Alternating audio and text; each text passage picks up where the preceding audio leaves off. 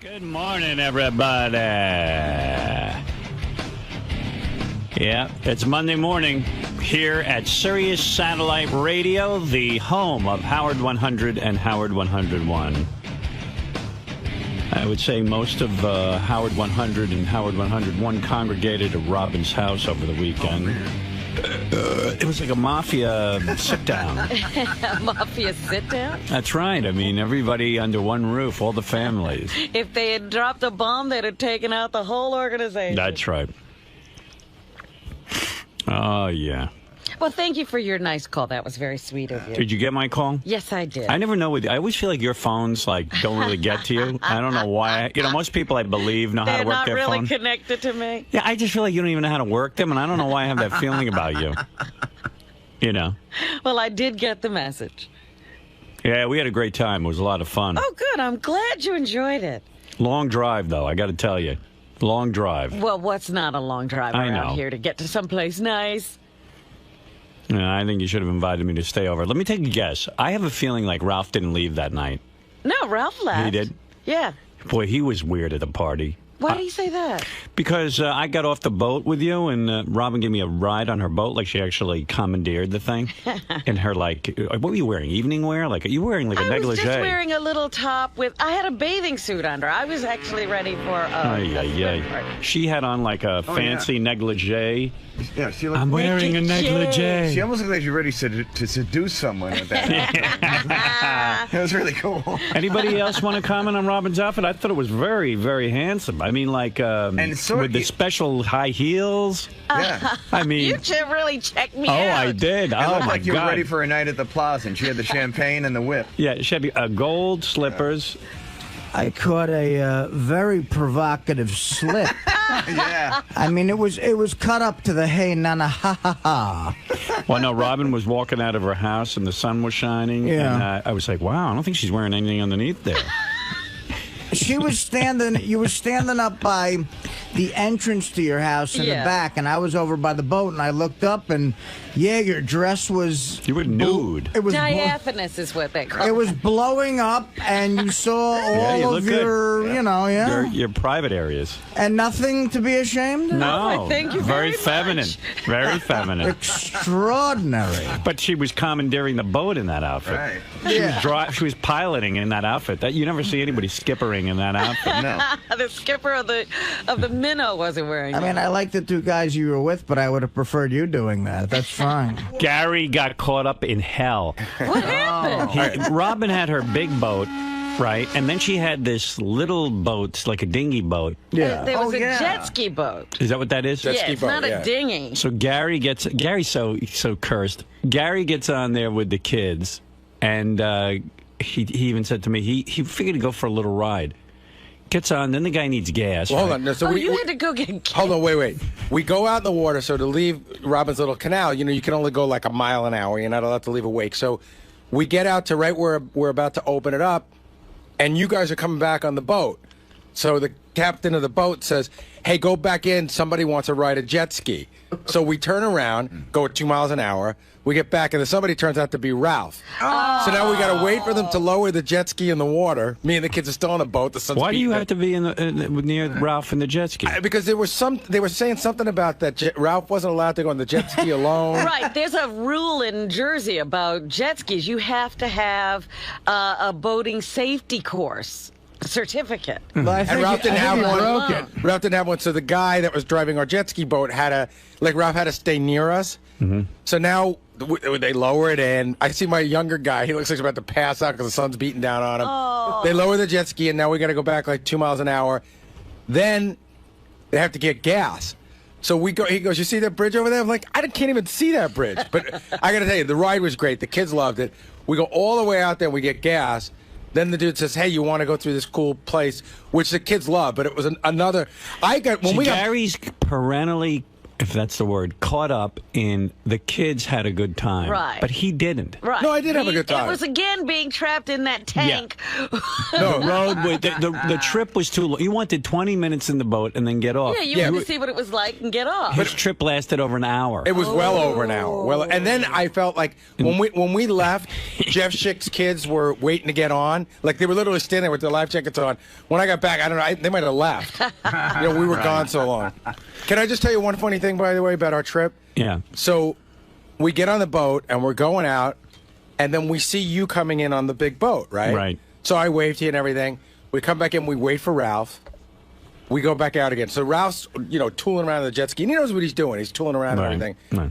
Mr. Jet Ski. So we're out there. My son goes, my younger son goes, where's Howard? And I said, well, he's on the boat. We just passed him. And he goes, no, he's not. He's on the jet ski. And I go, that's Ralph. He goes, who the hell's Ralph? He thought Ralph was you.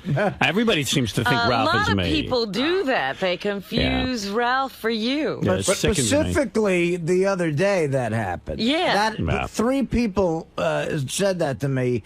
Is that Howard? And I go, no, that's, matter of fact, that's Ralph. Wow. I don't know when he started looking like me. He cut his hair the same way as mine. He started to morph it. Did you ever see the movie 2 years ago? Did you ever see the movie Single White Female when the roommate starts to look and you don't know how exactly that happened? Yeah, we're getting close to the time it's time for her to stick somebody in the eye with a shoe. Does he really look like me? I tell you, if you really look quick, and I mean, we all know you It's like really a silhouette. well. Right.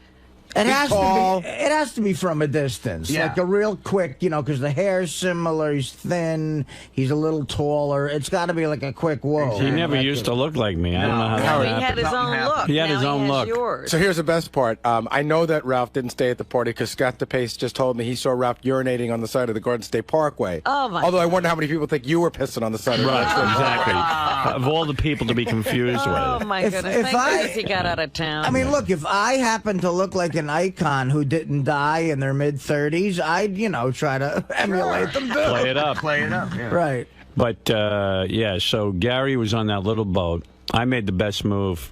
Well, anyway, before I went to your party, I read on the Stern Fan Network that some guy knew where you lived and he was going to try and videotape. Oh. And then when I got in, I spotted him across the way. Right away. And then the police went over and grabbed him.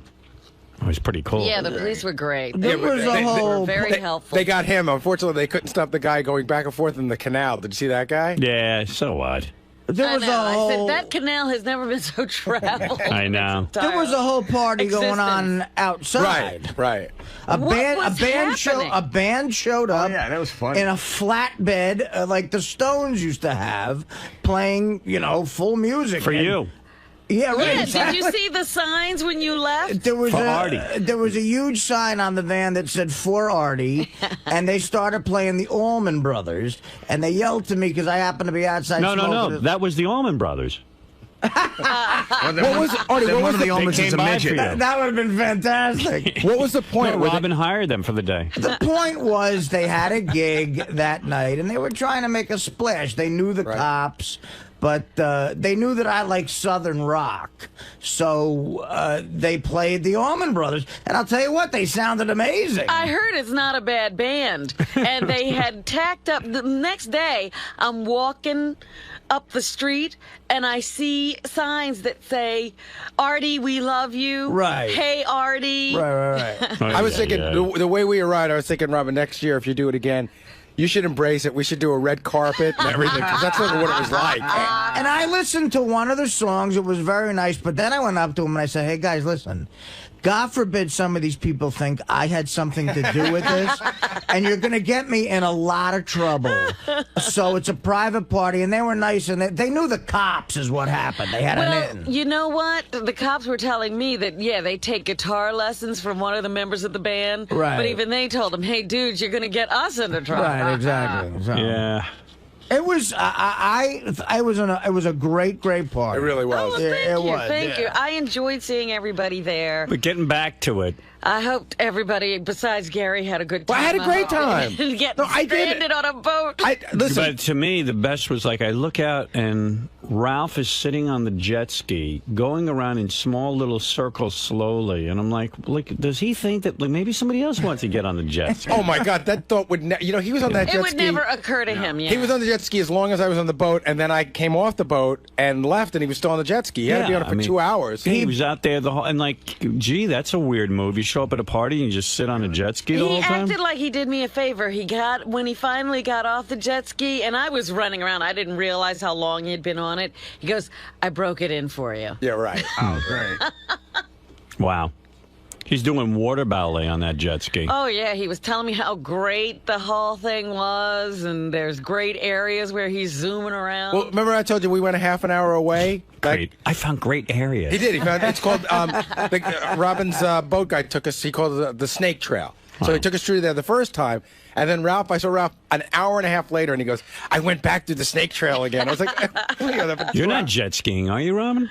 The jet ski and the jet ski boat just got there. I've never been on them. Yeah, but you don't swim. What are you doing?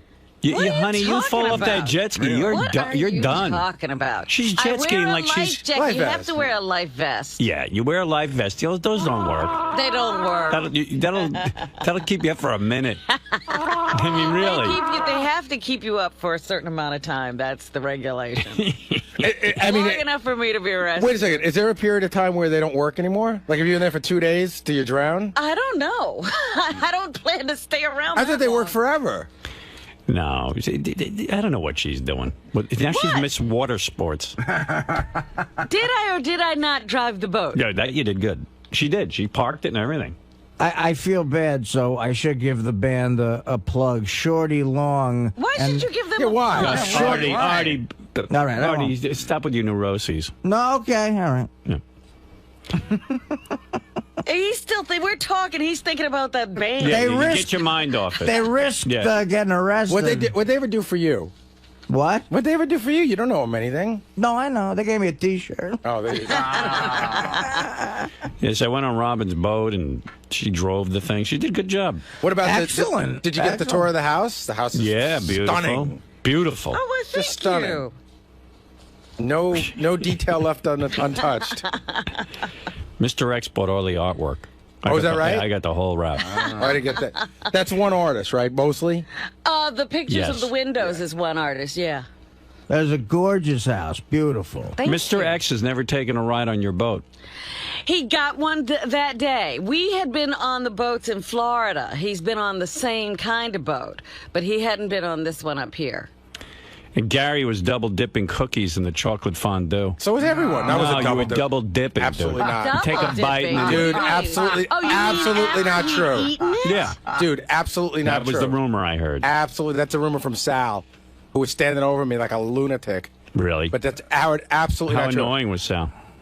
Well, first of all, he was all weird because once he's without his family, it's different Sal. Yeah. You know, it's a carefree, nutty, wise-ass Sal. Fun-loving Sal. Fun-loving Sal. But I got to tell you, so you want to talk about the practical joke that you guys pulled on him? I didn't make it. It wasn't a practical joke. Oh, so okay. So I didn't know what went on. All I know is I'm standing there. I'm trying to have a good time. It's Saturday, man. Leave your nutty crap behind. So he walks up to me and he gets me and he goes, Gary, is it true? Is it true? So I go, I don't know what it is, Sal, but probably. When you're involved, it's probably Yeah, true. what is Yeah, So just consider it And he true. goes, no, really. Is it true that Howard was looking for me to go out on the boat and couldn't find me, so he took Richard on the boat? And I just looked him in the eye and I go, you know what, man? It's fucking Saturday. Leave me alone. Yeah, go get a life. I swear to God, that's what I said. I said, it's fucking Saturday. Leave me alone. Here's what happened. So you, I guess Artie and Ross decided to go on your boat. Right. I didn't know what was going on. I didn't know you guys were going on the boat. So someone said, hey, Robin's going to drive the boat. No, I was going to take some friends of mine. They said, we'll go on the boat if you drive. And I was going to take them. So I just decided to tell you that Yeah. I was driving the boat at that point. So I get on the boat, because if you're driving, I'm going. And I said to Beth, you want to go on the boat? She's like, no, you go. So I get on with Artie and Ross and those other people who I didn't know. it's but- the 𝗛𝗄𝗄 family. The They're just 𝗛𝗄𝗄. friends of mine. And is that his wife? Karen was on, yeah. Yeah, she got a smoking little body. Yes, she does. Nice Absolutely. titties. Yes. Oh, my goodness.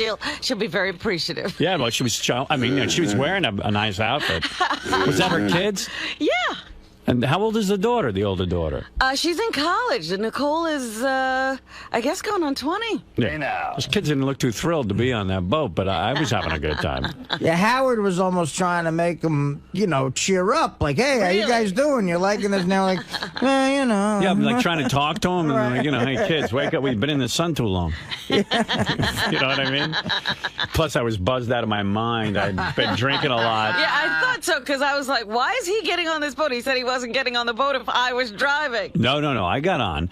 And then I see Richard, and I go, Richard, come on the boat. Now, the second I say that, all these people weren't getting on the boat. Doug Goodstein, Marlo, everyone started to pile in. They almost sunk the boat. I had to stop it and say, get off. Right. So all of a sudden it became the place to be. Right. I'm like, don't you people realize that a boat has a capacity? It looked like one of those Cuban, rescue boats Right. when they're trying to immigrate to they Florida. Were coming and they're all over the side. It suddenly looked like fun with me, Artie. I got to tell you, I wasn't on it. It did look like fun. It looked like it was going to be fun, right? It looked like, You know what it looked like? Once you got on, it suddenly looked like, instead of a boat, it was like a party boat. Yeah. Because you guys were all, you and Ross were like, how are you? Holding up your drinks and stuff. Well, what we were doing is, I said to Richard, oh, my God, if Sal sees me with you on the boat, that's the end of it. So I said, hey, someone tell Sal to get on the boat. So you know Sal, who it was? Who was the person that told Sal that just loved it was Dominic. So Dominic comes over to me before we take off. He goes, I'm going to get Sal, and I'm going to tell him you were looking for him for the boat.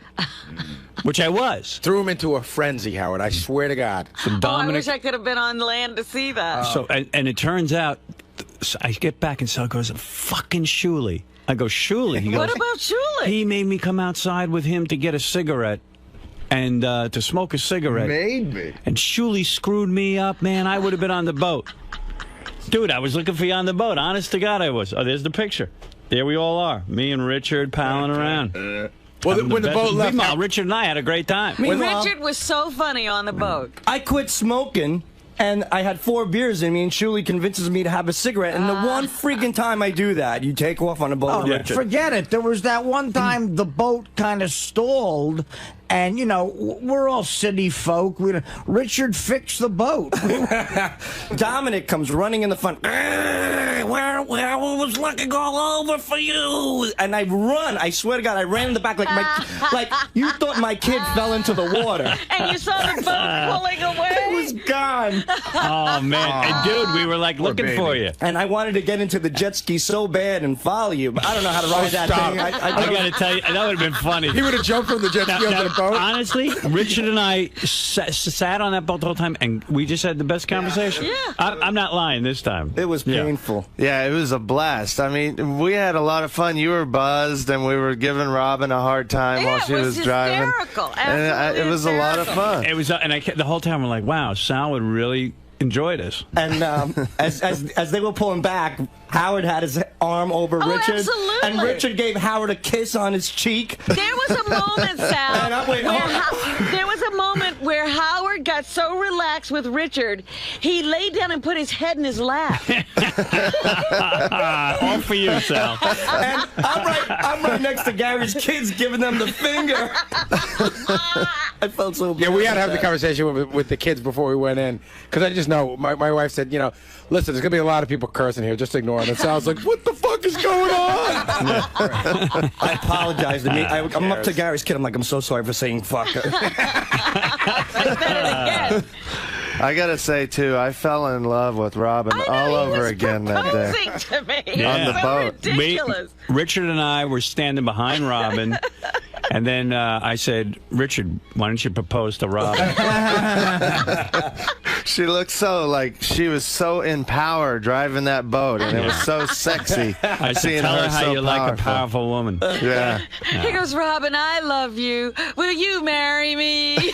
I was dreaming that something would happen and Robin's boat would get stranded on an island, and great. she would be forced to have sex with us after a few days. She'd be so horny. Forced. You know what weird thoughts I was having? Robin started showing us around the house, giving us a tour.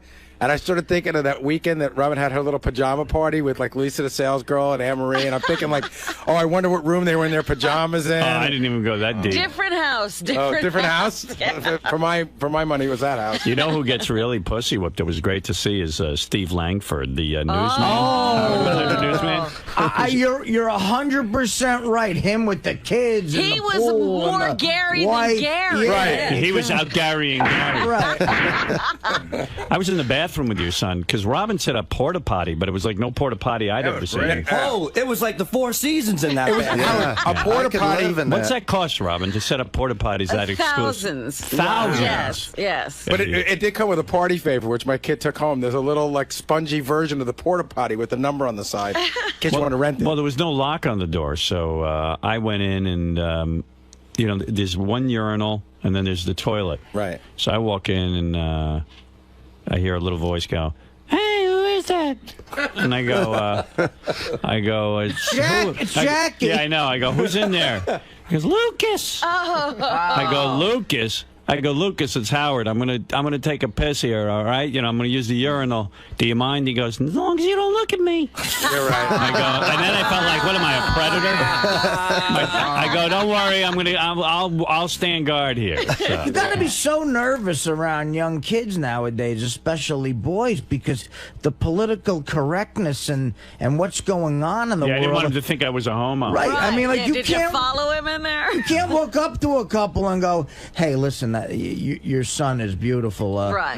Very I cute. don't want to blow him, but I think he's very cute. Yeah, so I had a conversation with him. He was in there. It was kind of fun, I was like, oh, the poor kid probably has to take a dump, and it just sucks, Nothing's worse. When you're a little kid. Meanwhile, When you're a big kid, yeah, dumping in a porta I don't care how fancy the porta stand is. Right. By the end of the party, there's floating turds in that porta stand. I Is took that a true? monster dump in there. Did you? Did it my flush? God. Great. I had flushed 4 times, and there was a poor guy who's waiting outside, and I was so embarrassed. how can you at this age not, unless it's a true emergency, Not hold it in? yeah, figure out a timing process where you don't, under any circumstances, have to shit at a party like I know. that. I didn't shit You at know, I any mean, party. like, 6 Heinekens, hot dogs, shrimp. You're gonna take a shit eventually. Yeah. Those spare ribs alone will loosen up your colon. but that can't wait till you get home. I couldn't. And there's no water in there, so it kind of looked like a little tropical island, like.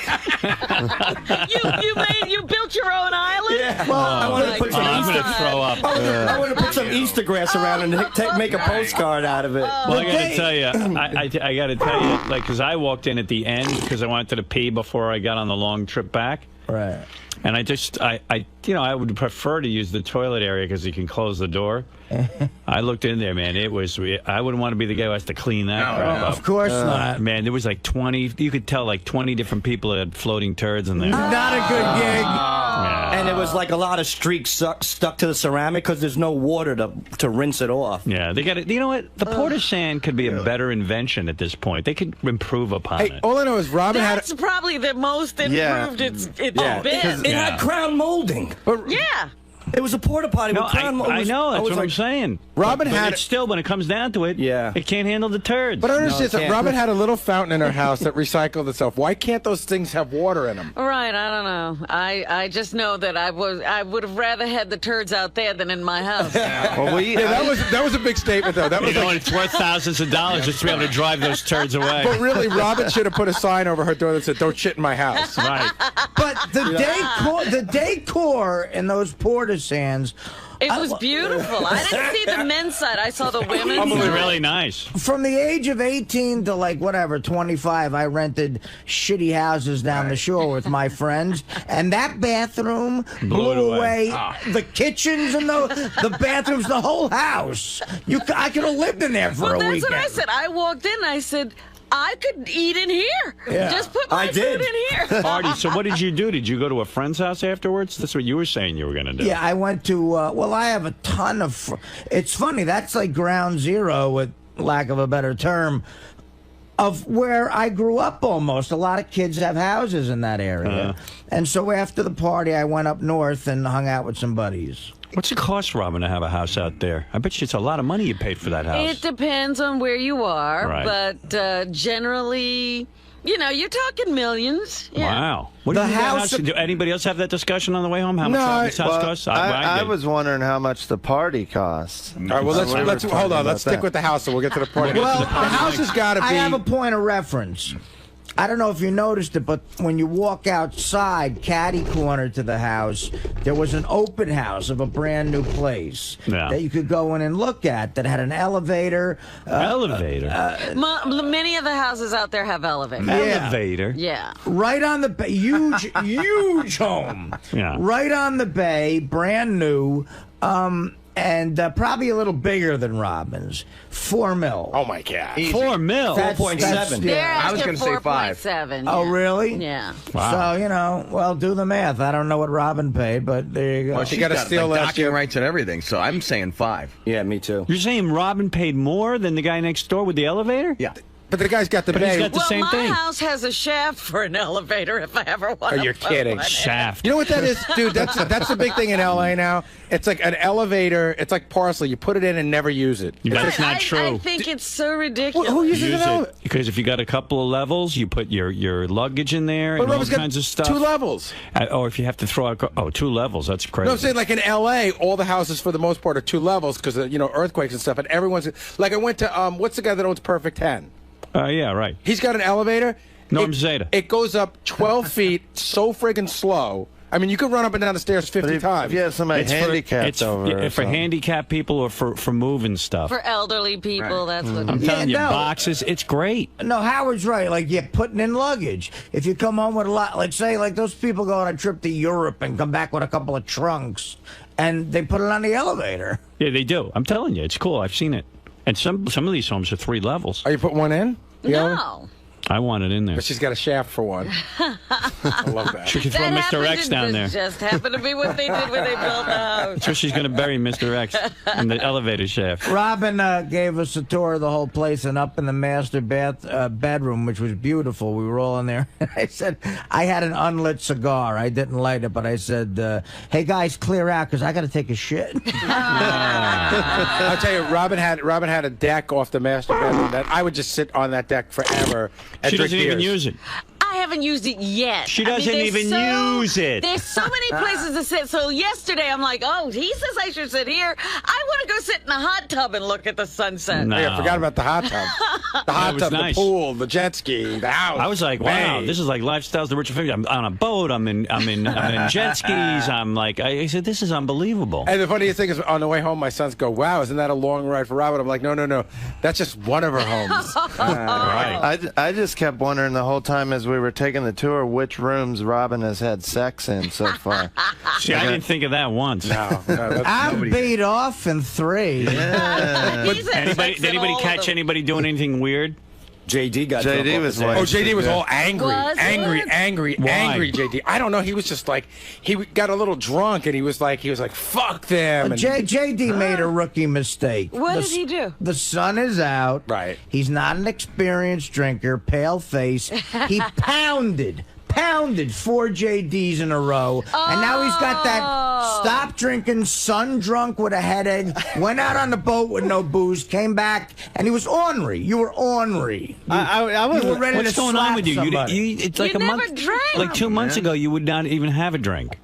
Now you're an alcoholic. No, I'm not an you're alcoholic. belligerent. If I was an Poor alcoholic, I would have JD. just kept drinking. Yeah, you were belligerent, man. You were ornery when you Was got I? back from. You were like, whatever. Howard, Robin offered everybody a second tour. So I said, JD, you want to take a tour? He goes, fuck that.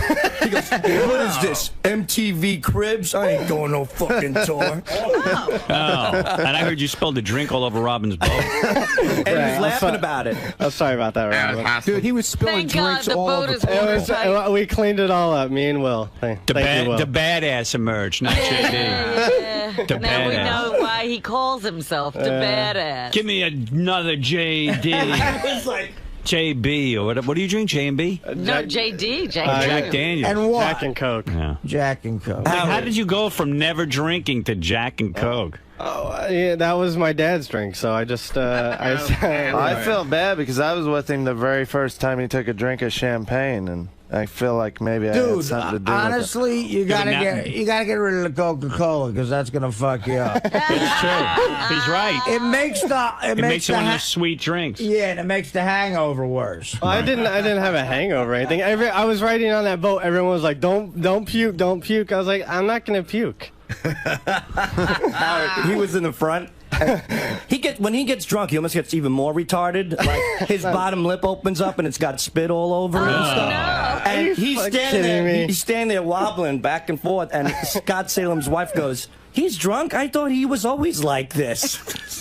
He's just Napoleon Wow, good one, Dynamite. Sal. And then, You sound like Napoleon Dynamite. He smiles a lot when he's So were drunk. you miserable and angry? No, I you a miserable, fine. angry drunk? I was fine. Thank you for inviting me, Robin. It was a beautiful party. How did you get there? Tracy took me to there, and then Jason and his girlfriend took me to Hoboken, and I got on the PATH train there. No. Rode on the train back home. He's a friggin' mess. 17 hours to get home. Wow. Right. Let me tell you, he took my place Saturday. He was dumping. He walks over me to say something. He dumps his whole drink on Oh, me. dude, it wasn't the whole drink. He was It wasn't the whole drink. and he was nasty, man. Like I said, just get the F away from me. Don't come near me. And me be nasty? Yeah, because you were horrible, man. You were dumping crap all over everybody. Once. It was I'm glad I It saw was you once. early in the party. You were still okay when I saw you. No, actually, you saw me after I spilled a little bit on Ronnie's hand. a little Oh, bit. really? Yes. A little bit? Yes, a little bit. Like the whole drink. No, dude. it wasn't the whole drink. It was in my plate and Oh, everything. okay. You know where I found him then after he spilled the drink on Ronnie? Back at the bar. Well, JD would only eat from the kids' table because he liked those little hot dogs. He was like a child. Oh, my Like God. he wouldn't eat where the adults were eating. Oh, they had pasta and stuff. He was eating macaroni and cheese and hot dogs. That was for the kids, you retard. Sorry, I didn't know that. I heard a lot of adults were eating from the kids. I wasn't the only one, I was okay? too. Uh-huh. Those little wieners were awesome. They had regular hot dogs. Yeah, but those I little didn't even see bite-sized ones are so good. I didn't see where those were. Wow. Yeah, there were hot dogs and hamburgers off the grill, I think. JD was eating the ribs, and he was eating them like in slow motion because he was drunk. And then he slams them down on the plate, and he goes, "These ribs suck."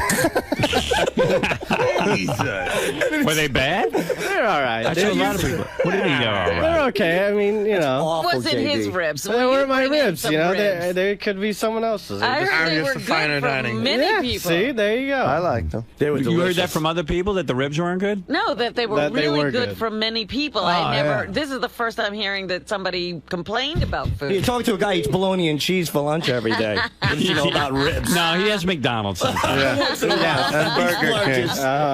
I walk by and see that lunch every day. My final food tally was quite a bit. Yeah, the big topic was how fat you'd gotten. Let me tell you something, and it didn't help the other day. I had probably about 8 or 9 ribs. Wow. See, I didn't see that going on. I was sitting and eating with you. Yeah, Well, well, you I- saw phase 1. Oh, you mean that was your first sitting? Yeah, I had it before and after I went out on the boat. Oh. And then I had about easy 5 hot dogs, 2 pieces of grilled chicken, and And you didn't take a shit? no. Wow. No. Awesome. Jeez, Artie. Good. It takes a Did lot you for eat me. any salad? And yeah, I did. I had a little salad, which always helps. And then I attacked the cookies. Wow. We should have weighed Artie's dump after that party. Then Artie and I got into a heavy conversation about, where was Dana? Yeah. Now, see, I never got any information. Where was Dana? Oh, it's a mess. Brutal mess. But meanwhile, everyone was asking him, so he had to keep going through his saga. And there's a I weird thing. wouldn't bring it up. I said, this is going to be my major topic of conversation. Where was Dana? Well, I don't know, but I'll tell you the whole story. But it's like I got the half-hour explanation because I was really interested, Right. and I still don't get it. Uh-oh. Like, it's so complicated that I don't Really? understand. Yeah, because Artie doesn't. First of all, whenever you talk to Artie, at least with me, he doesn't look me in the eye. He always turns his head to the right. It's very difficult for me to do with You don't everybody. talk- whenever you talk to me, Forget about Dana. It's not just you, though. With everybody. I don't like... You don't look at people when you talk. Yeah. What the fuck is wrong with you? I'm a maniac. I don't know. I'm not mentally stable. You're not. Dude, I'm talking to the guy. I don't think he likes talking to me. He's talking to somebody else, but you. It's like I was excited to be socializing with Artie, and I'm taking an interest in what he's up to, and Dana, and you were very nice, and said some very nice things. But look, I don't know. I don't think it's repairable. And what happened? I desperately want it to be, and in my head, it's not over. But right now, it is nothingness. That was what I was afraid of. There is no relationship. Here's what I don't get. I'll boil it down for you. All right. After asking Artie a million questions about it, it seems like I figured, well, Artie must not be that into her. But then he says to me, no, I really miss her. I love her. I really miss her. When was the last time he saw her? The last time I saw her, and again, in the last couple of months, because I didn't want to deal with it, I've been bullshitting. The last time we saw each other was the Oscar party at Elaine's. Wow. So that's a couple of months ago. Yeah. We've talked on the phone a lot, and, I mean, look, I just, I can't get it together. You've been lying to us. You said she was going to be there. No, I know. I thought she was. That was going to be like my big thing. Like, I'll get her to come to this. It'll be a nice event. Because she loves all you guys and she likes socializing. But she wouldn't call me back. Then I wrote her a letter. Oh, my God. That was fucking insane. What's the letter? I mean, my God. Artie in love. Here's the problem. It's not really like a love letter, but it's... I know that fucking music comes on. Fred, kill it, or else we'll never get the story. No. It's funny. Whenever I speak to a woman, I can't seem to get out my point. I can't articulate it. They always come up with, what about it? And I go, oh, Christ. And that sets me back 10 minutes. So I said, I'm going to sit down with a piece of paper and write out all my thoughts. And I did. And that took about 5 pages. 5 pages? And it basically ended in me saying, look, I am so willing to still give this another shot. If you think it's totally over and this can't work, please don't even respond. And it'll just be an easier break for the both of us, and we'll just move on. That was a week and a half ago, and she, as yet, has not responded. So, you know, that's the hint. And I would love to lie to you and say I'm dealing with it like... Here's the crazy thing. Can I interrupt? I was amazed. Because I had a lot of this conversation. Okay. Here's what I don't understand. All right. She wants him to go to a psychiatrist. Right. Okay? That's part of it. Part of it. Which would probably solve a lot of the problems, because she's thinking, hey, if we're going to get serious, we're going to end up getting married, having kids, and are you going to be the type of father that can, you know, rise above everything and your past problems? Right. Because she doesn't want a dad who's sitting there, you know, rolled up in the fetal position. Instead of someone who's going to throw money at the situation, like if I'm in a depression or if I'm drunk. I'll just say, look, you have access to a checkbook. Take the fucking kids to Busch Gardens for the weekend, and I'll get better. You know. She doesn't want that. No, she doesn't think that's. So anyway, I said to him, Artie, don't you think you deserve? Like I said, I said, on some level you must be sick of her, because then you'd go to the therapist. He goes, no. I really miss her. I do. I'm beginning like a pain in his heart. I miss her. So I go, wait a second. What makes you think you don't deserve to have a happy future? Why can't you see a future where you're not drinking and where you know heavily and where you're not rolled up in the fetal position? Right. You always see the disaster in things. Therefore, you're not entitled to anything good. So, you know, it's sort of like, what's the use? Yeah. So I said, so just go to the therapist and then you have her back. And then he goes, no, I can't do that. And I'm like, I don't want to. So he goes around. So that's why I never get to the bottom of it. Well, I'm so deathly afraid of a therapist. I just don't. I just don't know what I'm going to talk. See, I have this thing in my head, being as cynical as I am, that therapy is just this huge scam. Like, you know, like me. I was like that. Like Look, this, but you're not. Why would you be afraid of a scam then, Artie? Go and get your girl back. yeah, no, yeah, but maybe Enjoy that's, the scam. But that's for the wrong. But that's for the wrong. Right? No, you know what though? I brought that up to her, and she goes, "Well, that's going for the wrong reason, and it's not going to work." And I'm like, Why are well, you discussing that with her? Just go. all right. Well, I do. Again, I have a name that she has nothing to do with that I could call, and try to get into it. And I just got to overcome that cynical attitude of like, here's a guy who's like, I almost look at a shrink. Not that I'm Tom Cruising against psychiatry, and certainly not drugs. You give me a pill. If you said this pill will make you feel better, where is it, You'd man? be right Let's there, party yeah. it up. I'll down it right now. But I almost look at him as like a televangelist, like, do this and give me money and you'll feel better. And it's just like the sucker thing in me. You know, I think I'm a sucker for doing it. And I can't get over that. And that's my old man talking. Did you ever think it's not that you are afraid of being scammed, but you're afraid of getting that close to someone? And that's the whole issue with Dana? Or opening up. So if you get close to the psychiatrist, maybe you could get really close to Dana. Right. Well, hey, look, that's one definite opinion that might be true. I might be scared. Yeah, I might be scared to. I think So that's the bottom line of all of Right, it. so be brave enough to take the first step and get over your fear. That's all she's asking you to do. I have awful like reasons for going. Like I thought maybe I'll go just to get material, like for stand up. Like Yeah. I mean, you know the what? worst possible Whatever reason. it takes to get you there, go for it. Right, Yeah. go. Well, I mean, again, the goal is to eventually pick up that fucking phone and talk to this guy and make an appointment. I could literally go right after work and just see what happens the first time.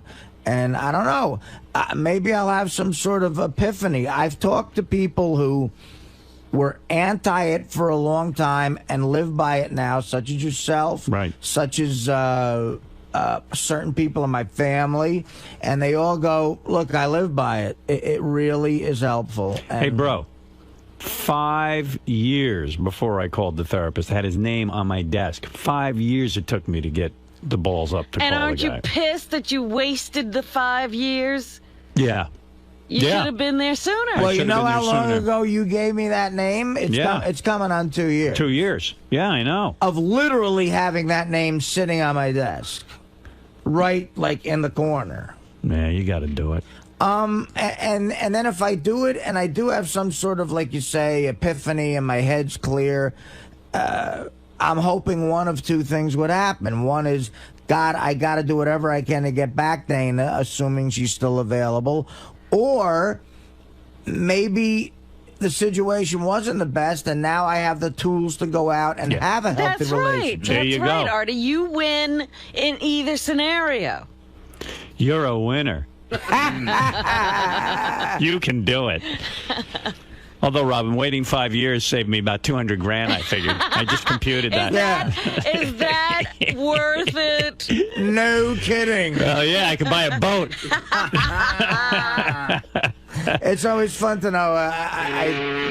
I did 5 shows of dick jokes and zanies in Vernon Hills, Illinois, to pay some guy for a weekend, but with the paycheck. Nah, but you know what, man? You're in a bad worth place. it. Yeah. You love you. Well, he doesn't, but you could. Right. Come on, every entertainer on the planet loves themselves. We're all narcissists. No. This is not how you treat an object of love. Yeah, you hate yourself. There's that, too. It's such an ambivalent thing I have about me. You're not ambivalent. You might say you love you, but you treat you like you hate you. Yeah. I'm not thrilled with me, no. I want you to pick up that phone and go to that appointment right now, son. Yeah, well, anyway, so I you know. Boy, I did.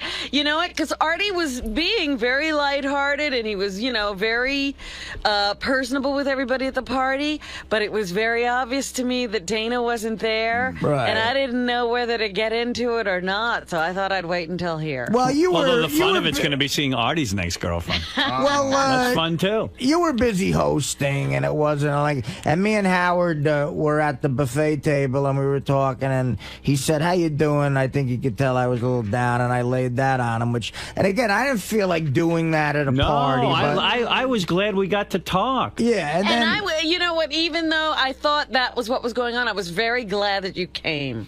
I was like, well, a lot of people would use that as an excuse not to be here. oh God, no, I wouldn't have missed it for the world. And I had a blast. Yeah, we had a great time. Yeah, it really actually. It wasn't a downer talking to Artie. It was actually kind of nice to talk to him, except for the fact that he turns his head away from me when he talks. And he won't look at you. I do that my whole life. I'm not good at that. Do people call you out on that all the time?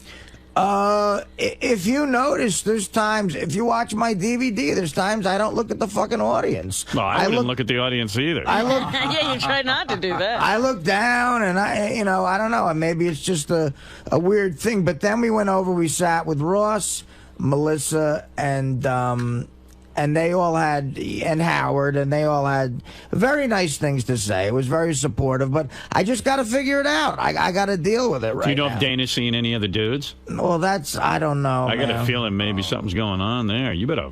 So do I.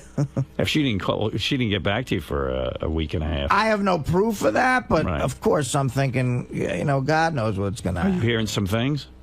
I haven't heard anything, but I'm thinking, well, maybe she is. A chick like her, she gets dolled up. She could, kind of easy if she just wants to get laid one night. She might need a good hard one. What about you? You bang anyone since her? I have not. Really? I have too. not. No. Well, already on the market, ladies. We haven't. I'll go you There's one. a lot of women who want a piece of Artie. I'll go you one better. We had. That write a check scenario you described 10 minutes ago sounded pretty good. What is it? A lot of women would go If you for go on a that. drinking binge, you can just open up the checkbook and let her go off with the kids for the weekend? Busch Gardens, Right. Busch baby. Gardens, baby. Here we come. And again, Busch Gardens. and again, that's not the most romantic thing in the world to tell a girl. No. Yeah, no wonder she hasn't written you back. Busch Gardens for the weekend with the kids, without me. Don't worry.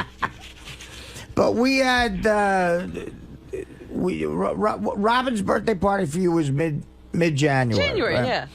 So about 2 weeks after that, we had sex. So that's mid-February. We haven't had sex since then, and I've seen her maybe 3 times since then as Wow. well for dinner.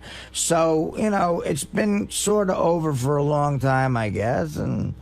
I don't know. Well, that's got to be awkward when you go to dinner. And what do? You talk the whole time about your relationship? Well, the last time what happened was I dropped her off at her apartment, and I said, hey, I want to come up. And she's like, no, I don't think that's a good idea until we figure all this out.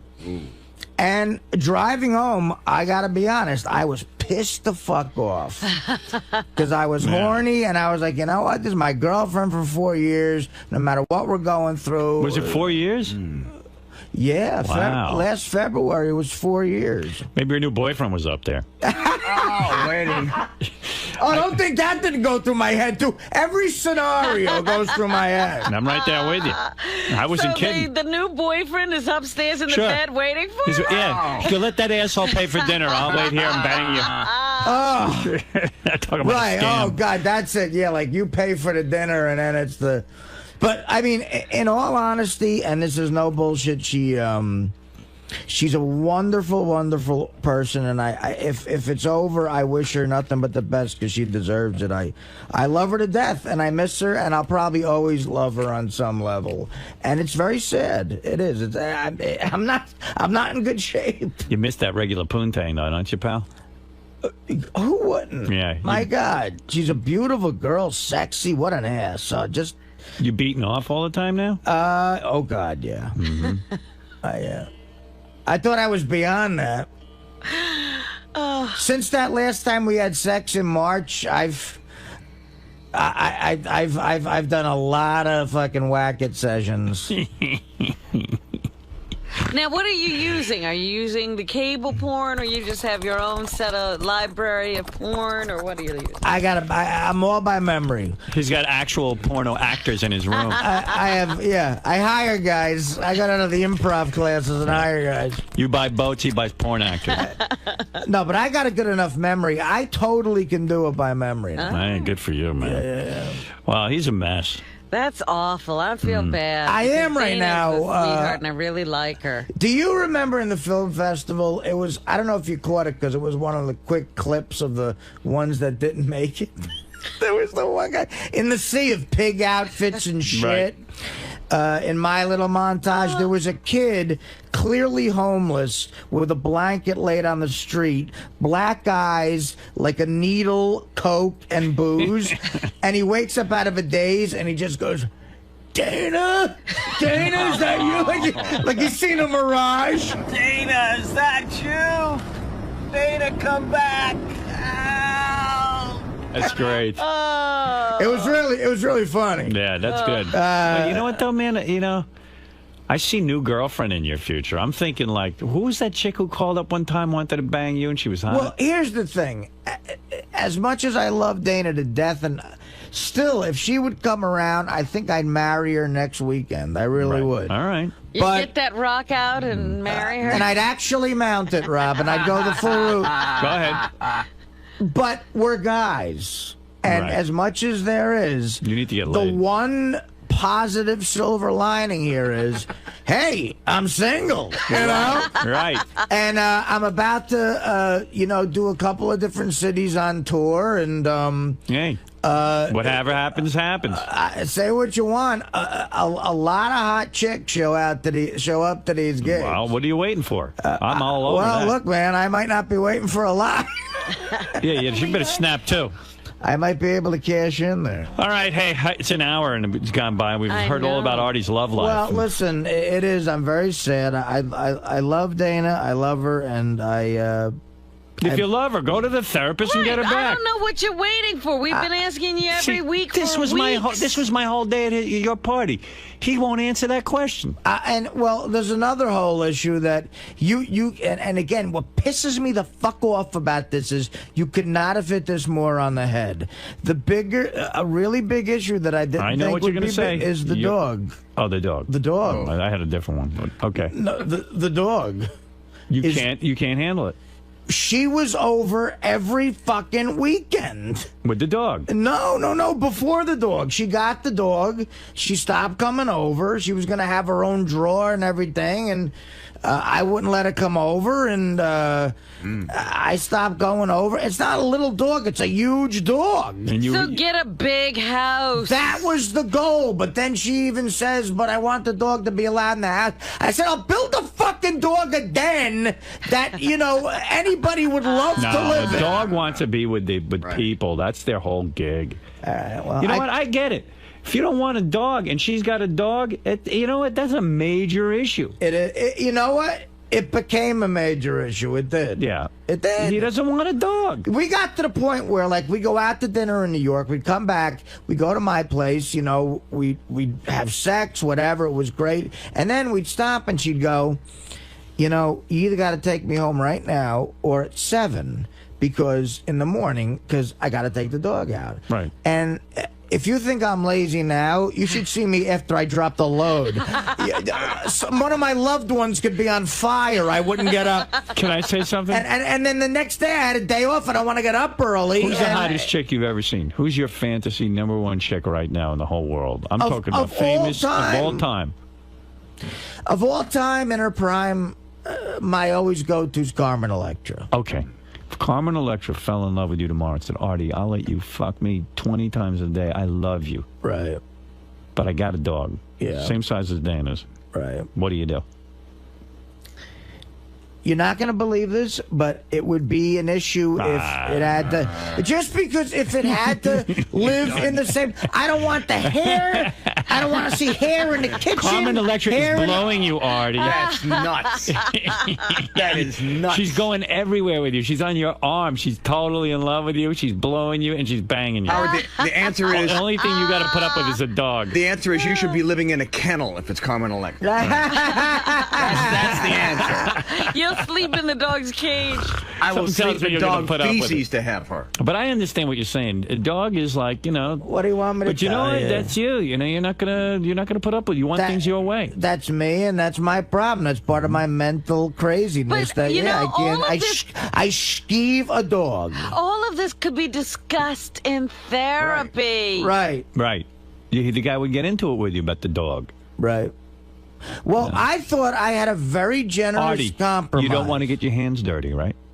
No. With the dog, seriously. No, I don't want it to shed hair like, you know, in a living room where I may take a sandwich to watch the game. Now, let me see something. I You don't got a want it housekeeper? drooling on the kitchen floor. Like, you know how you throw money at stuff? Have somebody vacuum every day. Oh, no, we would have a cleaning woman, but I was even going to go further, like build a beautiful big house with an addition that Artie, people would kill for, and the people dog would stay there. No, people want to be with their dog. They don't want the dog living in a separate house. All right, then Yes, I'm the but asshole. he's talking to someone who lives with the dog right now about not living with the dog. He's going to put the dog in a separate house. Instead of trying to, you know, work through the problem with them. Hey, wait, Dana's dog is on the phone. Spot. Oh, Hey, no. Spot, how you doing? Spot? Hello? Ah, he's gone. That would have been good. Spot was gone. Spot's gone. You know what was really... He's sick and tired of Artie's crying. You know what was really hard, too, was the 4 years that we had our life together. She genuinely, like, misses all you. She loves all you guys who I And we work missed with. her. I was, like, looking forward to seeing her. I don't miss her that much. I like Dana. Honestly, I'm not missing her that much. No, but I'm I mean, doing fine with it. She really likes. Nah, she's a great girl. I mean, how often does that happen? That you know your spouse likes who you work with and can socialize. It was a perfect Brother, like, you know, she's a days great like girl. Saturday, and Remember how hard it was you so worked much together? fun. And you know, Yeah, okay, that's what you want. I don't know. And then you know, God knows what's going to happen to me. I'm a comedian. You know, I might be on the road when I'm 45 still. Who wants to live? Who wants to live with that? Well, you know? that's a good attitude. I'm a miserable fuck. Oh, man. I don't know what I'm going to do with you. Jeez. And all I wanted to know was if you spent any time with Fred at the party. Oh, me? You know what? I thought I saw you guys Well, talking. yeah, I had a fantasy that Fred and I would sit down and have a real conversation, but he's so busy with that daughter. He's father of the year over there. Well, I want to make sure she lives till like at least 5 because that canal was kind of making me a little nervous. But I saw the cutest A lot thing. of parents were a little nervous. I about saw Fred trying to get Tess to jump into the pool. It was kind of cool. I saw that, Yeah, too. Tess I did- see, the idea was Tess didn't wanna originally go. the idea was to go on the boat. And she saw the pool. She said, "No, I want to go in the pool. No, we're going to go on the boat. Then you can go in the pool. No, I want to go in the pool." So I figured if I got the pool out of the way, then she'd go on the boat. So we got ready to go in the pool. She put her toe in the water. It's too cold. She didn't go in the pool. Yeah, I said, hey, Tess, tell me something. Because she's like, what, 3 now? Yeah. I said to her, hey, Tess, tell me something. Who reads to you? And she goes, my daddy. I go, oh, okay, I didn't believe him. Then, but Tess is a very cute child. Yes. Very precocious, just like Fred. And she You know has, what she- actually, honestly, she has a personality unlike Fred. Very Unlike much so. Fred, Yeah, she has a delightful personality. I feel she's way more personality than Fred Advanced. has. She's advanced in the personality department. I've had more absolutely. conversation with her than with Fred. Well, that's the idea. I'm going to try and have her learn from my mistakes. Well, she said to Allison Norris, Fred's wife, they were getting ready for the party, and Allison Norris was preparing her for the party by showing her pictures of who was going to be there. That was my idea, by the way. Very good idea. She's trying to cop my idea, that bitch. And Tess was looking at all the people, and she said, "There's Howard's going to be there, and this is Howard's girlfriend." And she went, "Howard's girlfriend is Cinderella?" That's so cute. Because that's one of her favorite stories, so she reads it. She says Cinderella. Cinderella. She thought Cinderella was there. That's right. Yeah. I said, that's right. She's going to turn into a pumpkin at midnight. I tell you, I got into self-destructive mode at the end of the party. I had one drink, and then I was like, because Wayne and Ross went down to AC. I know. And I went to go see my friend, and I was begging my friend. He's married now. I said, let's hit the Borgata. I know a couple of guys going down there. We'll play, and... You know, again, the marriage thing. His wife would not let him go. Oh, boy. You know, and I was like... So you got it all this weekend. That poor bastard. Yeah. So I was seeing that end of the spectrum, Rob. I'm like, she's like, no way. She goes, my parents are coming over tomorrow. Why couldn't she go too? Well, her parents are coming over She tomorrow. had a set up for the thing, and my buddy's going, yeah. I'm like, well, he's looking over his shoulder to me like... Oh, he made like a face like, oh my God. You start becoming a little boy when you get married. Yeah. The boss is in town. Right. Now, a little kid changes. who was crying. Yeah.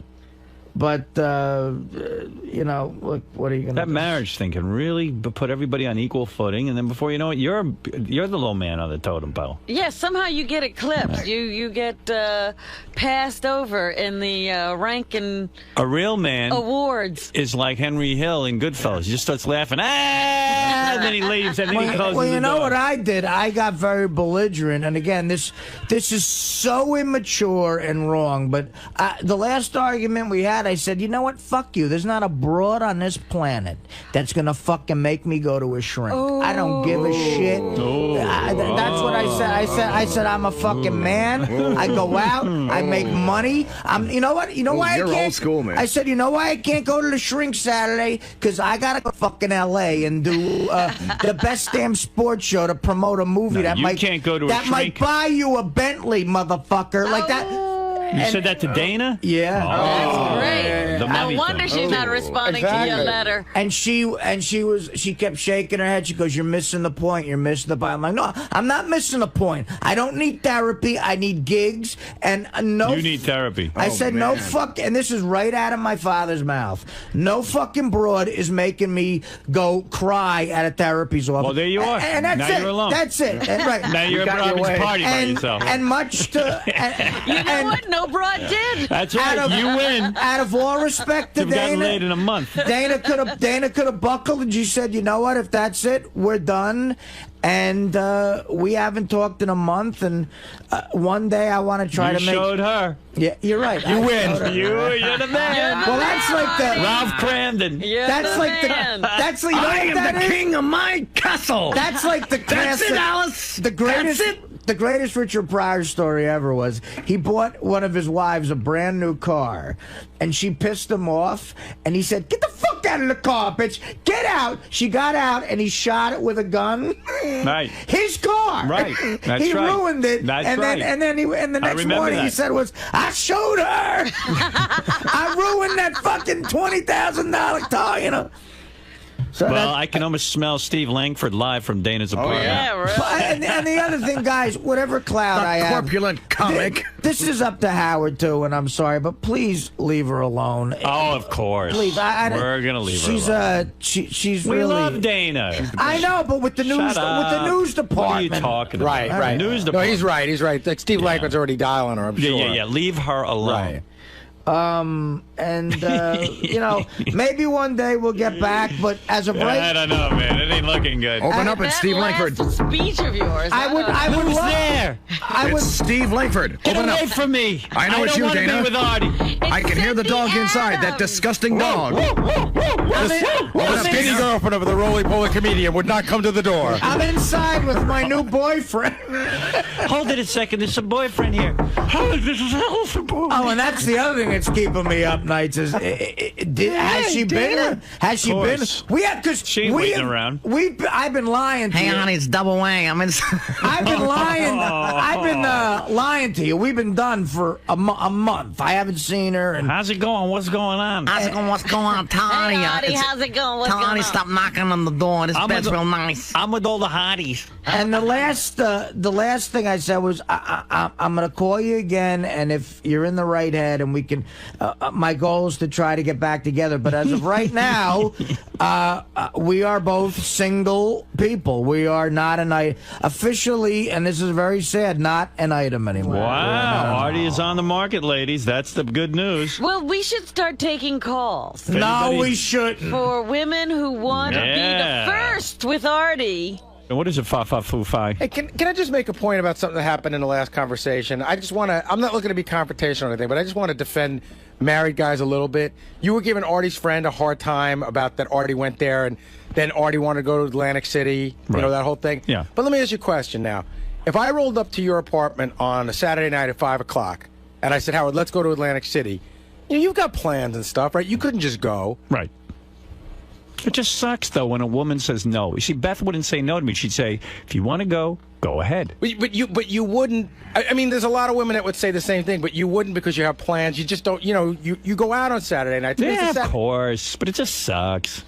Yeah, but it's not all married guys. No, in that story, Artie's describing a situation where the woman's lecturing in front of Artie. It's just embarrassing. Yeah, it was sort of. It's way above. Just shut up. Yeah, I agree with Howard. It was sort of demeaning. It was like I realized it was last minute, but I wasn't. I was like, look, hey man, I might go. You want to come down and hang? And the woman just crowbarred in like, no, absolutely not. Yeah, like you know what? Just shut up. He'll figure it out. The guy didn't even get a chance to answer. Right. So, Robin, my final point about your party was you did it with class. It was really some party. I'm way generous because, I mean, the food, as one of the guys working there said, this ain't like a barbecue. This is like a restaurant. Oh, yeah. I mean, That was Jackson 𝗛𝗏𝗍𝗍 when he walked in. He says, this is no cookout. This is a restaurant. That's right. I said on the wrap-up show Friday, I don't know if you heard. I did. I have never had a bad time at a Robin Quivers event. No, she goes overboard. Yeah. So and I just have to say one thing. The guys who were catering the thing told me that they started out with 6 cases of Heineken. Yeah. And they had to make 2 more beer runs. Wow, what a bunch of drunks. I drank that Pinot Grigio you had going. Did you? I had quite a buzz going. Yeah, I drank wine. All right, I didn't know what you were up to. I had a good time. A lot of beer was had. All right, let me ask you this. Who were the people who were classy enough to call you the next day to say they had a good time, and who were those conspicuously absent from doing that, what you're supposed to do? Let me see. You were one of those people. That called. Yes, and Fred emailed. Good. I didn't even know you read your email. Laura emailed. She's class. Yes. And I'm trying to think of... Did Artie call you? No. Well, I'm going to see her today. It's no class. Go ahead. Baba Booey call you? No, Baba Booey. Wow, no class. No class. People, my parents taught me well. They really did. They did. You are very well-mannered. Even though you're going to see her Let like me ask you first something, Artie. thing Monday You spend morning? the kind of money Robin spent on a party. You put that kind of effort in. You know what? The next day, all you want to do is hear that people had a good time. You put yourself in her shoes. Well, listen. First of all, I don't know if I'm bugging her by calling her. I don't know what's going on. Cop out. But I'm going to see her literally at 6 a.m. today, and I'm going to say... She went to all that effort for you. You got to go the extra effort and give her either a call or an email and say, hello, I just want to tell you what a lovely party it was. Who has her number? I do. Hello. Who has her number? You're the one who can't be gotten a hold of. Forget calling Artie. You know what? I'll give you this one. You're right. I should have called. Yeah, that's the class move. Beth emailed. I'm sorry. Beth emailed. I'm sorry. Gary, you don't call Robin and say you had a great time at the party? I was going to email her, but it's funny. It's always it's a great thing to call when you call, but when everybody starts calling, I think it's too much. When I call, why am I different? Because you're the fucking star of the show. That bullshit. You're a fucking guest at her house. What's it got to do with star of the show? I'm gonna see her. I wasn't always the star of the show. If everybody calls, you're such an asshole. No, you're an asshole. You mean the party was all for me? No, I'm just saying. You're an invited guest the same way I am. Howard, if you have a party, get the fuck out of here. You annoy the shit out of me. 70 people call you. Get out. Get off my show. Listen, fuck me. No, fuck you. Good, then resign. You're fired. I'm going to resign. Goodbye. All right, you're fired. If 70 people call you on Sunday, all you're going to do is be pissed off. You're just such an asshole. It's one thing if Howard calls, but I shouldn't call. Don't look at me. I actually didn't want to bother Robin. I figured I'd see her on Monday. You don't want to bother her? Yeah, I didn't want to bother her. I figured it's a day after a party. She's probably cleaning up. Get out of here. You're not classy. If every single person at that thank party... you. I heard you. No, let me finish the sentence. I heard it. No, you didn't. I heard it. You didn't call her. No, you just don't single me out all the time. If every person at that party called her... Howard, if every person at that party called her, wouldn't that be a bit much? Yeah. Yeah, it would be too much for her. So if 70 people called her... So you leave a voicemail or you email her. I was going to talk to her this morning. No, it's one thing if you call both, but what do you mean one thing? I'm the same guest as you are. Oh, yeah. Yeah, I'm the same guest you are. The lips will be great. Right here? Yeah. Out of the studio. Get out of the studio, monkey. You fucked up, Gary. Get out. Go ahead, leave. Seriously. You inconsiderate orangutan.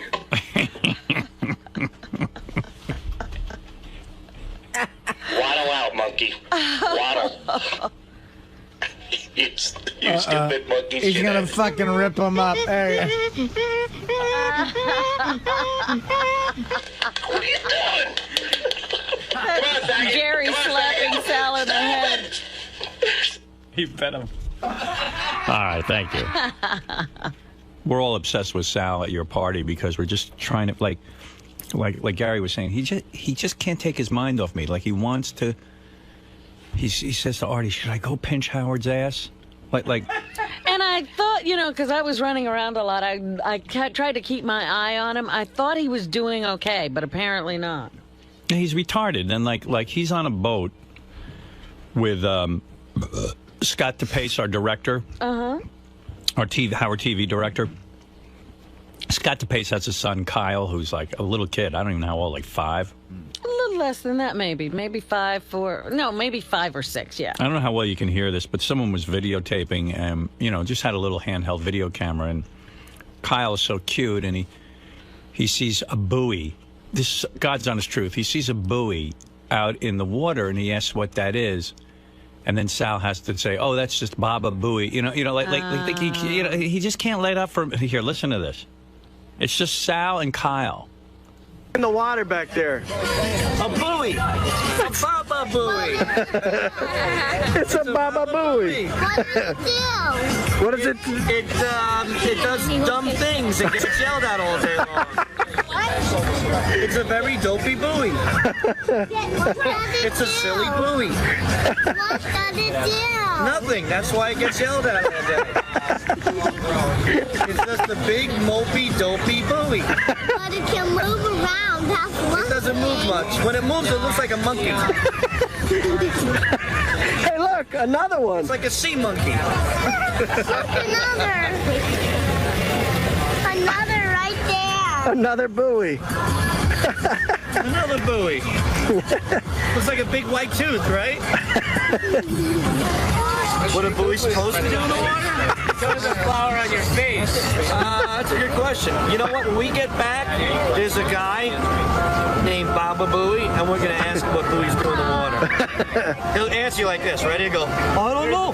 That's a good question." And then he'll say, "Are you really a monkey?" I'll show you the monkey man. He's half man, half monkey. You're going to love him. Are you excited? Like, who is he doing this for?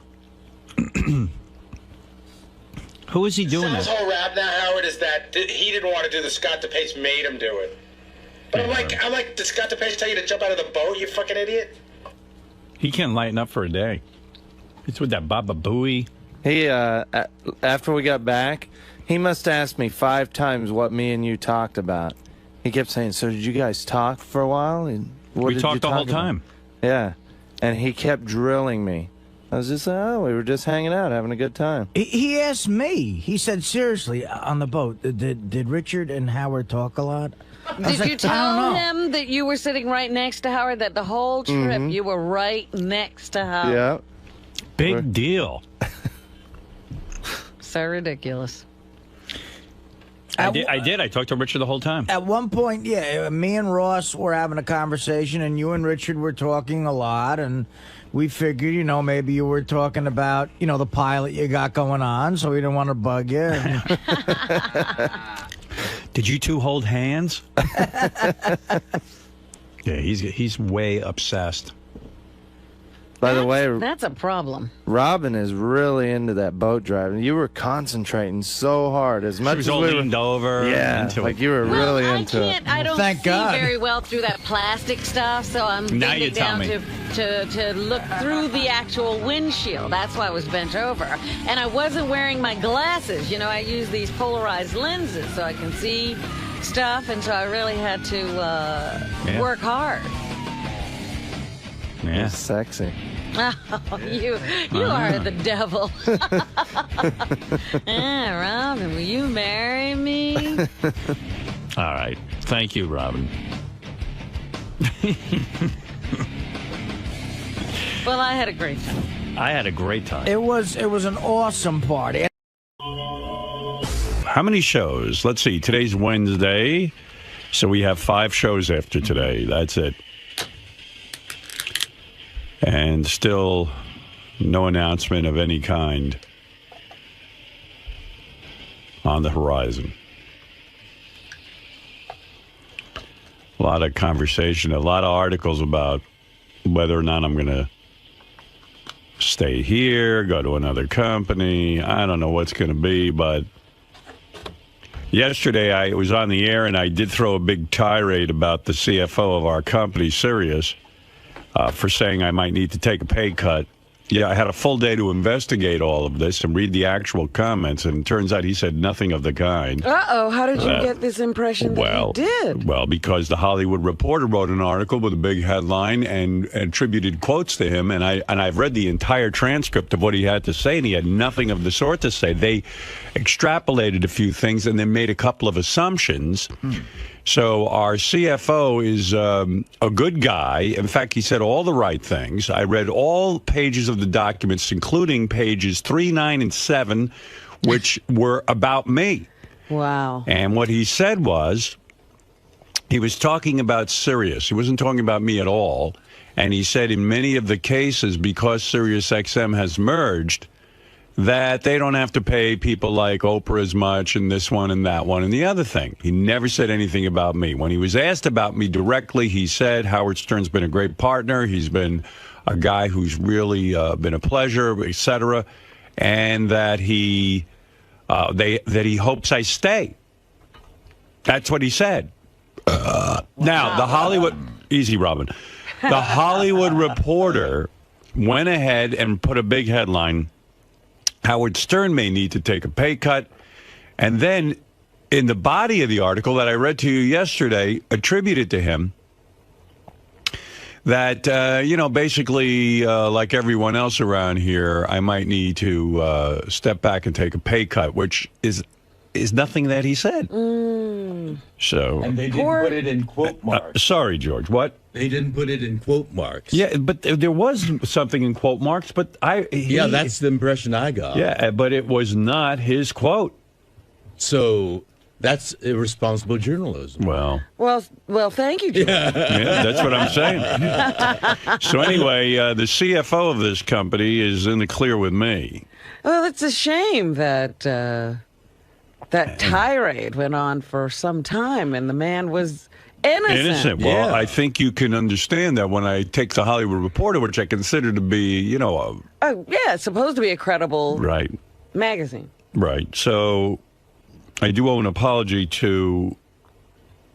Well, I really don't owe an apology because I was misled, like George W. Bush on weapons of mass destruction. So he never apologized. Right. What's he going to apologize for? But I will apologize because I don't know the guy. I do send him a Christmas card every year. Well, that's nice of you. Yeah, I do. As you should, Robin. I don't send out Christmas cards. No more? You used to. I used to, but... What happened? You're too busy? Yes. The list gets too long. No, she's very busy. You have no idea what Robin's life is like. Oh, I have an idea. Yeah, I mean, she is a globetrotter. She is a philanthropist. You have no idea what Robin has evolved into. I have many, many hats I have Right. to change into every day. And so Christmas card sender had to go out the window. Everybody understands when Robin doesn't send Christmas cards because they know she's saving the world. No one expects her to be taking time out from that to send a Christmas card. Her spiritual Christmas card goes out to all the people, Absolutely. all during the year. All the time, every day. That's right, George. And so, Robin, I understand. Oh, goodness. You've evolved. You have. You are not the same woman I met many years ago in Washington, D.C. Nor are you the same man, my dear. That's right. How many You years are. ago was that? I'm pretty sure I am the same one. That's the problem. And that's why I'm at the psychiatrist. I have not evolved. I've devolved. How long ago was it that you met? I met Robin. The year I was born, he met me. I met Robin in Washington, D.C. because I spoke to her on the phone when I was working in Detroit. We were both leaving jobs to go to Washington. We were feeling each other out, so to speak, on the phone. And we had a good conversation. And the program director was on the phone at the same time. We had an easy way of conversing. And so we were both hired to work at Washington, D.C. So that was in 1981, I'm going to say. 81. No, maybe earlier. No, that was about it. No. We were already at NBC at 81. Yeah, 80. It was 1980. So practically Might have been 30 years. 79. No, it had to be 80. 1980? Yeah, because, that one tumultuous year in Washington. Right. Well, 1980, I remember I was working in Detroit, so I guess, all that went down. I left Detroit, and then I went to Washington. Yeah. I'm not good with years, but 1980 sounds about right. A perfect radio match. That's right. 90. Seems like it was yesterday, George. I know what you mean. Not to me. 5 years ago to me was like yesterday. 5 years ago to me was like 5 years ago. And you know what? 1980. I'm going to do a little quick math. I'm going to impress you right now. Yeah. Watch this. 1980 plus 10 is 1990. Then you got 2000. Now you're talking 20 years. Now, if you add, let's say, 10 to that, that's 30 years ago I met Robin. That's right. That's right. That's just some quick math right off the top of my I head. said 30 years when you announced that. I do you're that. quicker. That's not fair. He had to show the work. Well, I did an exact thing. I'm showing you. I show the work. 80 to 90 is 10. Then you go 90 to 2000. You see how I do it? And That's what I did. Now you got after 2000, you got to go. Let's say it was 2011. Then it would be 31 years. Well, believe me, It's soon to be. 5 hours seems like 5 seconds here. Yeah, you got to do the Goes math really fast. and you got to show people how you got there. Yeah, I'm pretty good with that stuff. Anyway, so we met, and then I saw Robin, lovely, of course. You know what? I just saw Private Parts again. Because they're playing it on cable all the time. All the time, yeah. And I tune in, and you're in Detroit and doing Hop Along Howie and all that stuff. And then I'm like, uh-oh, my entrance is coming. Right, you got to get ready for it. What did you do? My entrance. According to the internet, I started with you in 1981. 81?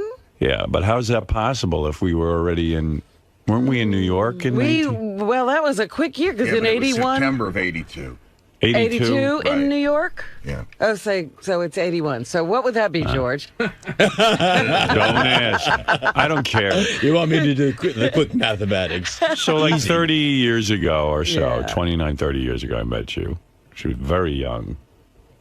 That was when she had her old breasts before they reduced them. Yeah, pre-reduction. Yeah. I saw less those. of Robin. I saw Robin with full chest in 1981, and she walked in triumphant with those things. And from there, she grew. No, she reduced. Sad day. Yes, and Fred I met in 19. I'm going to tell you right now. I'm 19. Give me a second. Okay, let's see. I graduated high school in 72. Then I went to BU and I graduated there 76. fotzed around at the advertising agency, finally got a job. I turned down the job. It was New Year's Day that I fucked up the board of WMW, and I thought they were going to fire me. All right, so that was 1977, I guess. I stayed at R&W for 2 fucking years, 79. I must have met Fred in 1979. 31 years. Correct. That's correct. Yes, sir. Now, I'm going to tell you how many years ago that was. All right. Now, 31 years. Stop, Judge. He's trying to work it out. All right, he gave me the answer, 31 years. The way George got there, he went 79 to 89 is 10. Just add to 30. Yes. We determined that 1980 Oh, you is took a 30 years ago. shortcut. How brilliant are you? I forgot about that. No, I was doing the work. See, I went 79 to 81.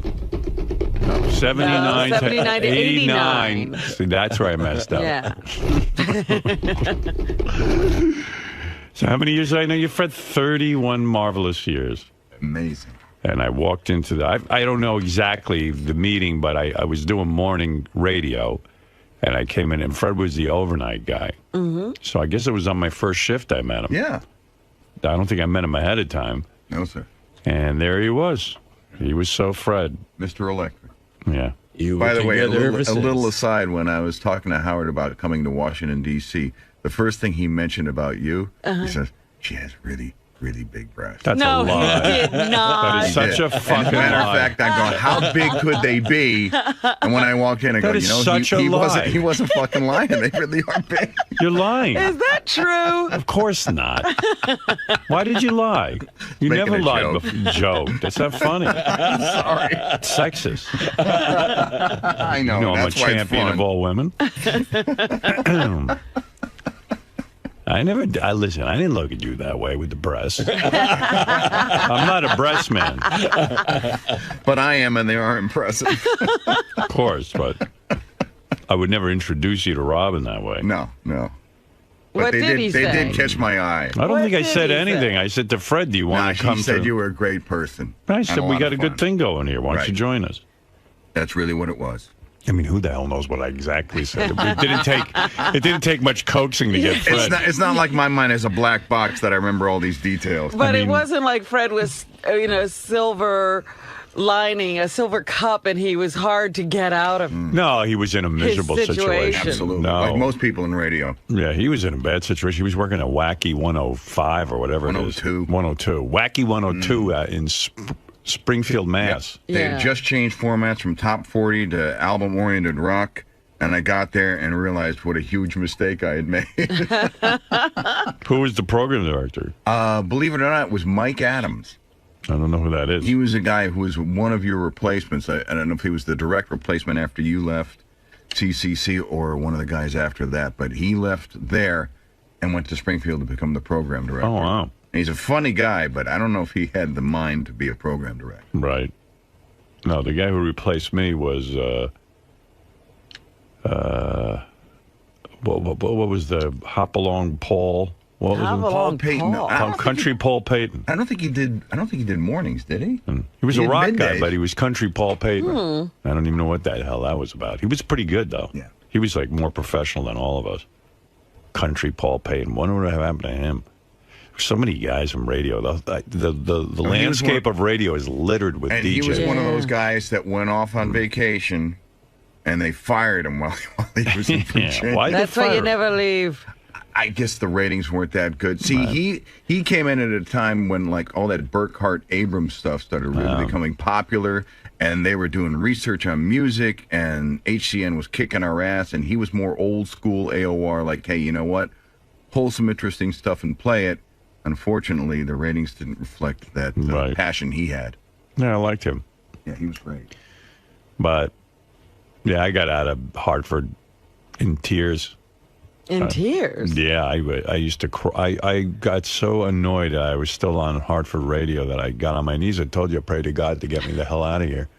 I hated it. And God answered your prayers and put you in Detroit? It's just I couldn't get any money, and I was working my balls off, and, I knew this station wasn't going anywhere, and I just knew it was bad. Yeah, and God put me in Detroit. Well, what happened was Dwight Douglas was supposed to put me in Columbus, Ohio, where there was a great station run by this guy, Tom Tuber, where he had a morning show that was huge. They had a 31 share. Wow. And they needed a replacement for these guys. They were negotiating with them. It wasn't going well. And they contacted me and said, hey, why don't you do it? I said, fucking Ohio, wherever the hell that is. I said, that doesn't sound like a step up. They go, no, it's a big step up. You work for that station. You're in a big step up. They pay and everything. Like, you could make like 40 grand. Ohio had some good radio. I guess so. Yeah. What did I know? So I said, okay. And then I got word that they successfully got this team. And so you were out. Yeah, so I saw this ad in the in Billboard. It said www Detroit, and I looked it up. Detroit's like the number 8 market in the world. Is looking for a morning show or morning man, and I went, wow. How come these fuckers from Burkhardt Abrams, Dwight Douglas, don't know about that? Why didn't say are they anything? putting you in for that? So I sent a tape immediately to the ad. Within one day, the general manager, Wally Clark, heard my tape, and the program director, Dick Hungate, flew in to Hartford on a fucking plane, no less. Well, I know they didn't fly in by their own power. Told me to meet them at a hotel for dinner. No one ever took me to dinner. Right? Yeah, wow, like for a nice dinner that they were going to pay for. And they sat there and they did that move where they go, if you come to Detroit, we offer you this. And Wally wrote down on a napkin what I was going to get. And he slid it. He folded it in half. And he slid it across. And I opened it up and fell off my fucking chair. I thought they'd made a mistake. It said 28 on it. I went, $28,000 fucking dollars. I'll never have to work again. I was out of my mind with joy. So I tried to keep a straight face because I said, surely these guys don't know what they're doing. Surely. I mean, $28,000. Don't call me Shirley. Meanwhile, they should have paid me triple that for the combat pay. So I looked at it and I said, well, I have to sleep on it. And then I went, fuck that. I go, all right, I'll do it. Power nap. I didn't even tell my wife at the time that you had accepted a job? I didn't tell her. I didn't say anything. I never expect anything to happen, but I accepted the job. Listen, I can't fool around. What if they gave it to someone else? I couldn't believe my good fortune. The iron is hot. So at what point did you get Don as your agent? Well, hold on. That's a long time. So then before then, I never heard of an agent. Never. Nobody had an agent in radio, so I didn't even know about that. So I said, $28,000. Gee, do you think I jumped too quick? I called my father. So I went home, told my wife. I said, "You're not going to believe it. I just got a job in Detroit." She was like, "What?" I just got a job here. I go, but she knew I had to go, and so I packed up my bags. Oh, I gave notice in Hartford. It was so great. I mean, I was like, I'm leaving Cy. This guy, Cy Dressner, owned the station. He was paying me $12 grand a year. I asked him for a $25 raise. I was doing really well for them. I did the news. I was the production guy. I was the morning guy. I was everything. He told me how to get back to me. That's when I started crying. And I said, I got to get out of here. Someone's got to save me. So anyway, then I got a call from Dwight Douglas. I go, Dwight, this is great. It's a Burkhardt Abrams station. I'm working with you. He goes, you took that job? I go, what do you mean? He goes, you never should have taken that job. We have our eye on you. We told you we wanted you in Ohio. I go, yeah, but this is Detroit. He goes, that station's a fucking turkey. Oh no! I go, you're kidding me. I go, but it's your station. He goes, there's 4 rock stations in Detroit. They're number 4, dead last. They're not putting any money into the fucking thing. It's basically. It's a no-win situation. You just fucked yourself. He didn't say it like that. He doesn't curse. No, but basically, he let you know. He boiled it down saying it was a huge mistake. Yeah. I didn't care. I wasn't going to listen to him. I had a job, and I was out. You needed to get out of there. Yeah. So I called my dad, discussed it with him, and I said, gee, I got 28. And he goes, You know, 28, he says. It sounds like you could have gotten 30. Did you ask him for a little bit more? That's what you usually do. I said, really? And I found out that Doc of Rock was making $30,000. He was the big star there, Doc of Rock. And he was afternoons? He was nights. Nights. Evidently, he was the big deal, 30,000. So I called Wally up, and I said, hey, you know, Mr. Clark, I've been thinking about your offer, and I was very generous, but I can't believe I did this. I said, I really think it would be, I need $30,000 because I don't have enough money to move. He goes, okay. I was Wally. Okay, you know, he knew. He's got a morning man for 30 grand. He expected you to come back. Right. He was kind of, thought I was a schlub, I think. So he goes, sure, fine. Come on down and join us. I went down there. That was a real nightmare. A couple of months later, Wally takes me in the room. He goes, I'm getting out of here. I go, Wally, what do you mean you're getting out of here? You're the reason I'm here. He goes, nah, I'm getting out of here. I'm going to St. Louis. I got a good job over there. Wow. Yeah, he says, I'm moving. I said, before you move, can you give me $50,000? Because I don't think I'm long for this place.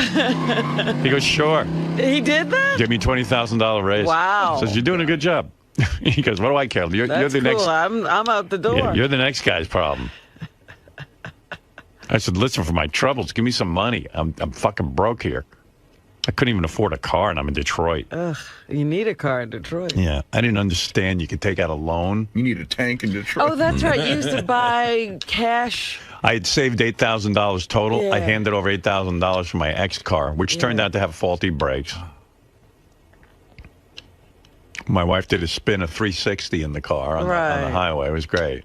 I mean, we were both like, wow, we bought a great car. $8,000 our entire life savings. And the fucking thing sucks. Every time you took us somewhere in that car, you told us that story. Yeah, it was weird. Why are you inviting us in? Remember, I couldn't wait to get rid of that car. And I mean, when it rained, it hydroplaned, it did everything. It was the shittiest thing. The X car was supposed to be the future of GM. Right.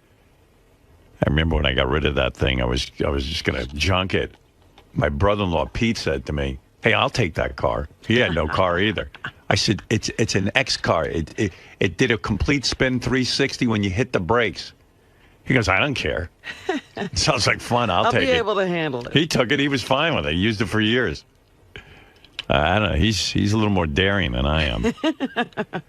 But then it was off to, then Detroit just fell apart. It was horrible. One program director after another. Then You weren't there that long. They changed program directors that often. 2 times at least. Wow. Yeah. This guy Dick left, the guy who hired me, and then they brought in Frank Holler. Frank was always doubled over because he had kidney stones. He was always on the floor, doubled over. Nice guy. I really liked him. But he was always in pain. Yeah. I wonder what happened to all these guys. I know. I don't even know. And then there's a whole bunch of characters. It was crazy. The jocks were all insane. Most of them were high as a kite. None of them wanted to really work hard. No, everybody thought radio was a joke and that it was a playground. Yeah. I worked with some guy, Wild Bill, the Doc of Rock, and this chick Liz, and I don't know what happened to all of them. The Doc of Rock, even, you don't know. Day I showed up in Detroit, I was hired, and another guy was hired for to be music director. This guy Les. He had like no teeth.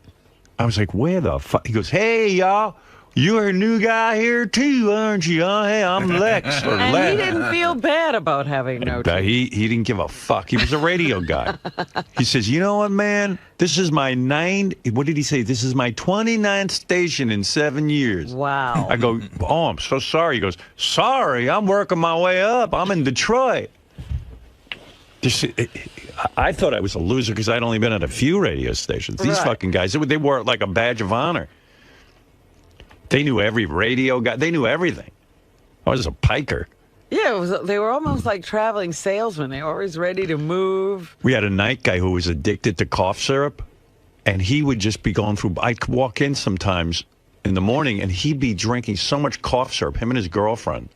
His girlfriend would be at the station? She was too, yeah. Yeah. Something like that. One of the guys was addicted to cough syrup. I don't think the girlfriend was. He was. I don't know what happened. And her name was like Titties or something like that. Like, she didn't even have her normal name. Her name was Titties. Something like that. I don't remember. It was wild. But he said he wasn't addicted to it. He just said he needed it. He just liked it. He liked it. But I didn't know what was going on. It was all kind of scary, quite frankly. And then I didn't know anything about Detroit. Then I tried to be local, so I made bits about the mayor, Mayor Coleman Young. They had a black mayor, and so I'd make up bits that ridiculed him. I didn't even know who he was. I just figured, well, I'll ridicule him. He's somebody everybody knows. Yeah. A disaster, though. It was a disaster. I had to, like, when I take phone calls from the audience, I had to tape them during the records. And there was no, I didn't have an engineer. And I'm taping and looking at the record. The record's running out in the middle of a conversation with someone. Then I got to edit the conversation. Oh, my God. It was in way over my head, I think. I hated it. It was awful. An exciting show today. At what point during the show today, Robin, would you like me to announce my future plans? Whoa. Oh. What? That's right. Well, I think I want it right now. You want?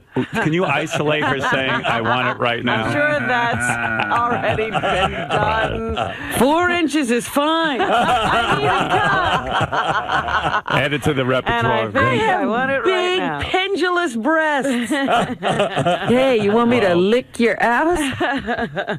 And I never said that one. Fuck my tight little pussy. If you want it right now, Okay, now you can do me. Let's hear We it. should announce it every hour on the hour. it's hard for me to say this looking you in the eye, Robin. Uh-oh. And it's hard for me to... Where are you looking? Oh, it's hard. I'm looking just off into the distance. Uh-oh. This is not going to be easy to say. Ew. And this all went down yesterday. And I know some of the guys were speculating that today I would have an announcement because they saw Richard Bosch, who is one of your agents as well as mine. Mm-hmm. And Richard was here yesterday, and there was a lot of dialogue between myself and Mel about what was going to happen in the future. And Mel, as I said, has been nothing but wonderful and fantastic to me, and very understanding of my situation. And I told Mel that I wasn't sure I wanted to continue working, that I had thoughts about retiring, going out on top. I feel we've done an amazing thing here at Sirius, and when history looks back on us, that it will say we gave birth to a new form of radio, that we pulled off a merger, I mean all of us. And believe me, Robin, I went into every discussion with Mel thinking of you and thinking of Fred, especially because of our long-standing relationship. And I would have called you last night to discuss this with you, but I thought in the interest of good radio, which we've always put first, that I would say this on the air. So forgive me for not saying this privately. Oh, jeez. So that's why it's hard to look at you, because this isn't going to be easy to say. And I certainly couldn't look the fans in the eye and say it, because this is going to be emotional, and I've never cried on the air. Maybe this will be it. But I've been feeling recently that I wanted to continue working. Uh-huh. And I had come to the conclusion that I wanted to continue working. And I told this to Mel, and Mel was very understanding of that, and we began to talk and talk and talk. And as of yesterday, we had come to an agreement. And I was about to sign it. That's why Richard was here. Uh-huh. Don, our agent, is in Paris. He couldn't be here. He had talked to Mel for a long time, and quite frankly, I'd been in negotiations with a lot of companies, not just Sirius. But in the end, I said, okay, where would be the best place for me? I was thinking of myself and, quite frankly, our crew. And I love this crew, and I love the people we work with and all of that. But I had a last-minute trepidation, and I got nervous, and I started to think about my future and where I'm at as a 56-year-old guy. And I began to just realize that, you're going to make fun of me for this, but I love chess and I love Beth. And maybe the rest of my years, I really would be better off going off into the sunset. I've also been talking to Boston University recently about becoming a professor there. And really? Yeah. And so I decided with a lot of heavy heart to turn Mel down and go off into the sunset. Now, when I make my announcement, that could be the announcement. You're an asshole. Right. I said, wait a minute. He said this, and he's not torn up. I'm not saying it isn't my announcement. I'm just saying that could be the announcement. You rascal, you. Do you see what we deal with every day? Musculature. Yeah, just distract George with musculature. He has a muscular touch imagination. So now, Professor Stern. I have an announcement to make. What do you think my announcement's going to be, Robin? Do you think I'm staying here? Do you think I'm leaving? And by the way, there has been a lot of discussion. I told you I've been working on this thing nonstop.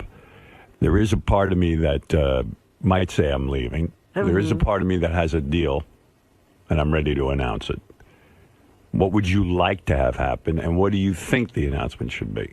Wait a minute. What was why the did you question? have? Your questions are now so convoluted I can't keep up. You can't get your shit together because this is our future we're talking about. So That's you're right. obviously That's fogged right. up. Probably the same reason you haven't RSVP'd my Christmas.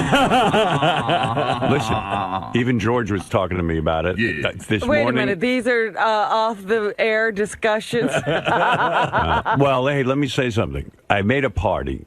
Yes. Everyone is RSVP'd but you. Is that true? Yeah. Yeah. There's like 3 other people. I think Jackie Martling being one of them, which, you know, he can gay cock enough. And yeah. Listen, George even said on the wrap-up show yesterday, it's rude. It is rude. For you not to do that. Why do you think psychologically you do it? It's not a psychological thing. Well, there's something up. Would you... Okay, wait a minute. Go ahead. You have an announcement to make. Right. And what is your announcement on my party? Are you coming or not? And are you going to RSVP? I want you to. Once you announce the date for your party, right. I already had plans. Oh, so you're not coming? And I've been trying to change them so that I could be there. So? But that has become... difficult. What do you think is the answer? The answer is you're not coming. That's what you think my announcement is? Yes. You've learned how to play the suspense thing, haven't you? By the way, Fred has well, to... that could be. Fred has to move his bowels, but he doesn't know for sure, and he's going to make an announcement. Are you becoming a professor too? That could be my announcement. Professor Feces. Listen to me. RSVP. Well, up until yesterday, I was still trying to change things. Now, was I able to change things? I don't know. I would assume you were. You deduce. I'll say you were because you love to party with the staff. I love the staff and I love to party with the staff. Right. And I would move heaven and earth to be with the staff. Yeah. You're keeping us on pins and needles yet. We can't wait. We can't wait for your answer. There's a bigger question on the table. Right. But do me a favor. RSVP either way. All right? Well, I was going to call you because I didn't want to not... No. If you can't go, I understand. But believe me, I can't imagine what it is that's keeping you from it. No, my travel plans. Oh, please. Ridiculous. You should be there. I want to be there in the worst way, but I had already arranged for travel. Oh, I see. And this is an extended trip, and it's a long way away. Where are you going? Let me know. Thailand. Are you serious? I'm serious. Well, that comes first. Listen, I'm throwing a party for the staff to show appreciation. I certainly understand if you can't be there, but you should. I understand now. You were trying to move the reservations. Yes, I was trying to make it possible. I wanted to bust your balls, but that's a reasonable answer. So, fuck it. Well, anyway, I do have an announcement. I don't know if I should make it now. Should I wait? Should I pull in some staff. I know Lisa G is Oh, there are people in pins and needles. Yeah, Lisa G, Will Murray. There are a lot of people who I think are expecting one sort of announcement and are going to be a little shocked. Really? And I also want to make this announcement. I don't know what Sirius is comfortable with me saying, so I'm going to be very careful in making this announcement. All right.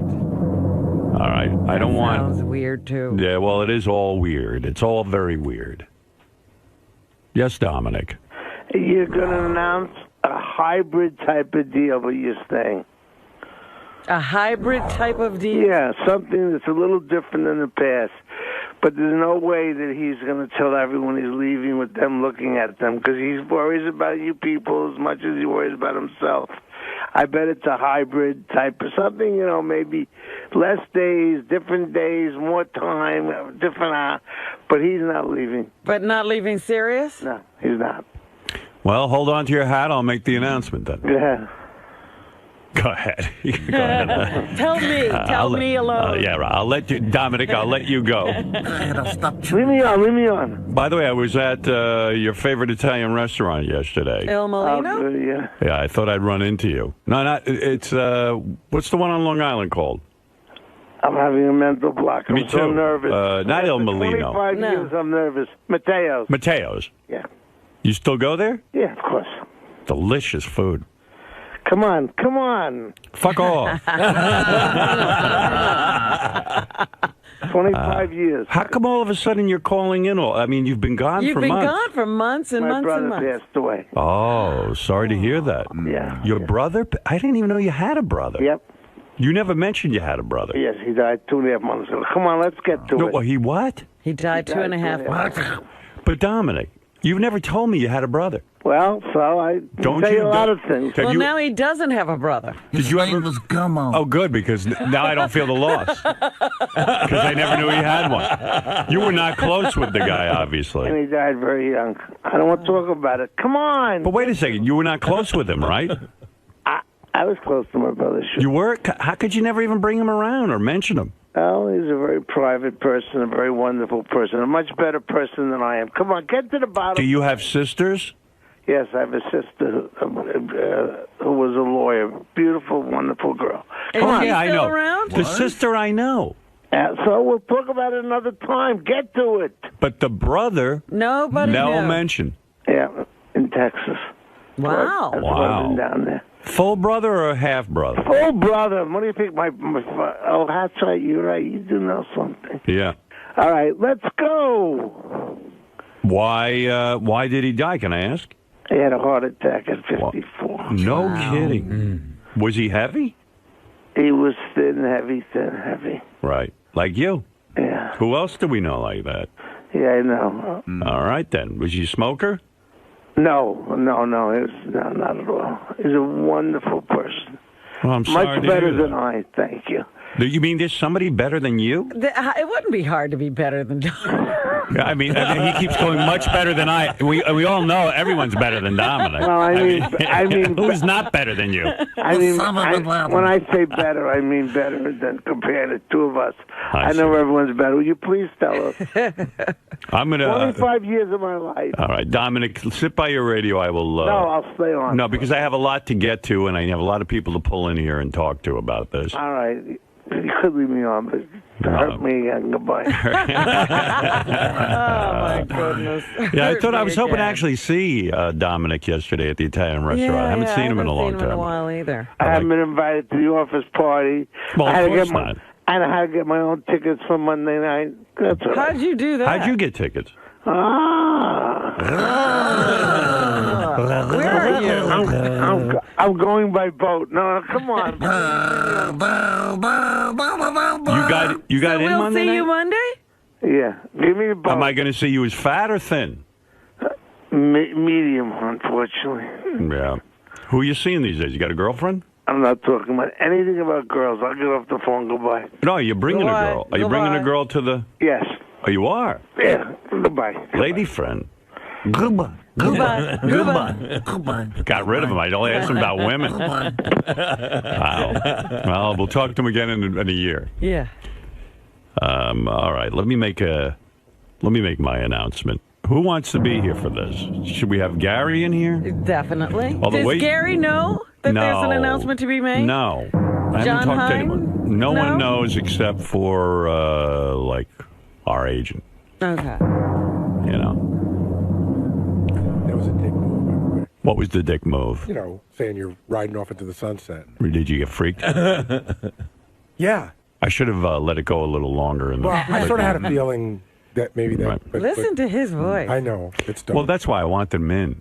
What's going on with you? 2 days your voice is like yeah, I this. know. I lost my voice. You know why, don't you? Well... Yeah. What do you think? Why do you think you Because I'm doing too much stuff. Yeah. Are you? Well, yeah, probably. Right. Yeah. Do you think the McCartney concert on Monday is going to go past 11 o'clock? Yes. You do? I've seen him before. My daughter's not going to let me out early because she loves wants McCartney. to see the whole thing. And it's going to be 3+ hours. Oh, it you're kidding. Hey, can't they start it at 6?